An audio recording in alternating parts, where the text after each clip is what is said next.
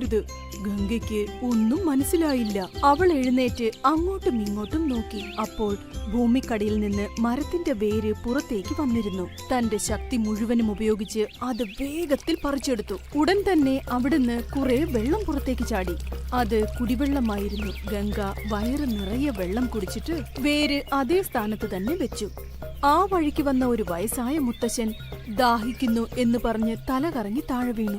അത് കണ്ട ഗംഗ അദ്ദേഹത്തിന് വെള്ളം കൊടുക്കാനായി വേര് പറിച്ചു. അപ്പോൾ മരം പറഞ്ഞു, ഗംഗ, വേര് പറിക്കുകയാണെങ്കിൽ നിന്റെ ജീവൻ നഷ്ടപ്പെടും എന്ന് പറഞ്ഞു ആ മരം. അതൊട്ടും ചെവിക്കൊള്ളാതെ ഗംഗ ആ വേര് പറിക്കുക തന്നെ ചെയ്തു. വെള്ളം പുറത്തേക്ക് ചാടിയപ്പോൾ മുത്തശ്ശൻ വയറ് നിറയെ വെള്ളം കുടിച്ചു. അപ്പോഴാണ് മുത്തശ്ശന് സമാധാനമായത്. ഗംഗ വേര് വീണ്ടും അവിടെ വെക്കാതെ മുത്തശ്ശനോട് പറഞ്ഞു, മുത്തശ്ശ, ഇവിടെ വെള്ളം ഉണ്ടെന്ന് എല്ലാവരോടും പറയണം. എനിക്കിവിടുന്ന് പോവാൻ കഴിയില്ല. മുത്തശ്ശൻ ഉടൻ തന്നെ